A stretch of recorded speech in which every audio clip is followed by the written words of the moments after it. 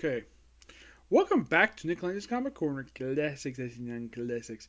This is episode number 1843 and double shot number 1737. Now, for these two trades, you have one trade from Dynamite. Yes, Dynamite. It's been a while since then, Dynamite. And a image trade. First up, some Dynamite. Now, this, like in the case of basically for Dynamite, I have not talked about this series since I talked about the Gail Simone run for the book, which I haven't finished reviewing that one yet. But here we go. We have a new run. This started just a few years ago, and I got this book purely because the writer is giving Comic Con next month. So that's what I got. We have Red Sonja, Worlds Away, Volume 1. Oh yeah, I think it's called Worlds Away. That's the name of the trade series, Worlds Away. This collects issues 0 through 6 of 25 issues. Yeah, as you can see, this is the volume where Red Sonja goes to present day New York City. Yes, seriously, that is the premise of this volume. Red Sonja gets transported to modern day, and hijinks ensue. So, she's basically fighting some other sorcerer, and then she gets transported to the New York subway system. Yeah, seriously. Oh, by the way, they can't understand her. They probably think she's speaking gibberish. No, she's speaking actual language that no one speaks anymore. It's a hybrid language. And she finds at least three people over the course of about one would probably the next volume where they actually speak the language. Now, when Red Sun pops up in modern day, here's the weird thing about her. Okay. For some reason, the NYPD referred to her as a naked woman. Red Sonja is not naked. You call that naked? I don't think so. It is by far one of the most baffling things. You call a woman who wears bikini armor, gloves, and boots, you call that butt naked? Why? Because she has a lot more skin than any other woman in New York City? Is that the reason why? But the book's written by Amy Chu. Yes, very good writer she is. Yep. Artwork is done by... most of it is done by Carlos Gomez. He pretty much does the majority of the artwork. For the most part, the rest of the artwork, well, colored down by him for issue 5 with Mark Ferrito. The covers are done by Nick Bradshaw.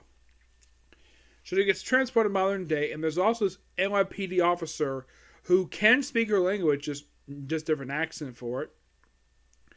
And she's actually quite surprised that he actually knows her language because no one there can understand what the heck she's saying because she's not speaking English. She's speaking the hybrid language. So they apparently take her to the hospital. And then for some reason the NSA gets involved. Yes, seriously, the NSA gets involved with Red Sonja. Well, there's a reason why. Color Goth is involved. Yep, seriously, that's the reason why that they're after her, because he's involved. Yes, he pops up in this volume. He's pretty much main antagonist for this entire volume. Him. Which, fun fact, after this volume wrapped up, he popped up in Seven Avengers right after this one. Yep. That is seriously true. That's what they did, that's what Marvel did with him. Yeah, for some reason, Mark hands on him, but not Red Sonja. Isn't that quite weird? Yeah. So, eventually she does get out of the hospital pretty easily because she's really strong. Though, of course, she does meet up with the police officer. I believe her name is Sam. I believe his name is Sam, I believe it is. Which, there's this one funny bit where she's watching TV and she's butt naked. Yes, seriously. And then she goes take a bath in a bathtub where it's a joke like, oh, when was the last time you had a bath? Yeah. I thought that was quite hilarious. Good humor on the part of Amy Chu, which, by the way, they actually repeat this thing in the next volume. And then, of course, basically, they eventually have her be able to go to a bar, drink basically the bar up, and basically charge $875 worth of beer. Yeah, and he's also arm wrestling guys. It's typical Red Sonja stuff. Yep. But this book is great. Love it. Give this book here's a shocker, a 10 out of 10. It's really good. Gives me a Color Goth, who he looks from, yep, I am definitely him, and gets a fight with him and gets transported out someplace, and then later on, the next volume leads next volumes. It's really good. Next up it is Spawn. Vengeance, the life and death of Al Simmons. collecting issues of Spawn, issues 291 to 297. Yes, the issue that came out just before the record-breaking issues of 300. Yes. We do have the one thing with these issues, it does have a recap of Al Simmons' backstory that was explored way back in issue 1. That was released back in 1992. Yes, seriously. This came out I think it was like a year or two ago. I think it came out.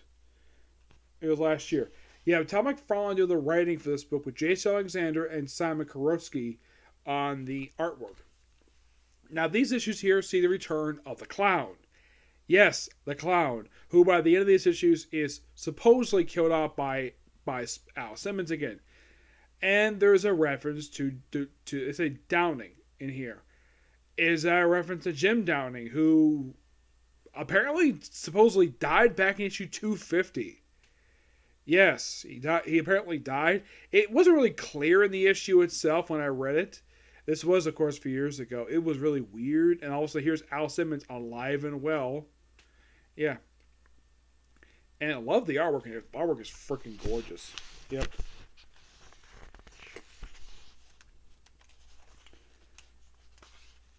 And aside from the whole thing with... Of course, they also get backstory of the very first Spawn ever in history. Yep. This stuff here just really good. Really good Spawn stuff in here. Love the artwork. And typical Tom McFarlane, he have these talking heads. Yeah, really good stuff here. Just love it. Yeah. And here's the thing. Apparently, it says it was New Twist Allies, Overt Kill, Cygor, The Curse, and The Freak. I'm thinking, Overt Kill. A guy who made his debut during the first couple years of Spawn's Cygor, The Curse. Yeah. Really fun stuff here.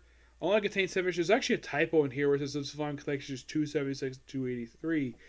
That was another trade. That was a typo. I'm probably on the part of the company that made this trade. But this also was really good. Give this book a 9.5 out of 10. Just damn good stuff here. Alright, that's it. Circle of You. Next one's going to be another Comic Corner to talk about Daredevil. Okay, next video. Bye.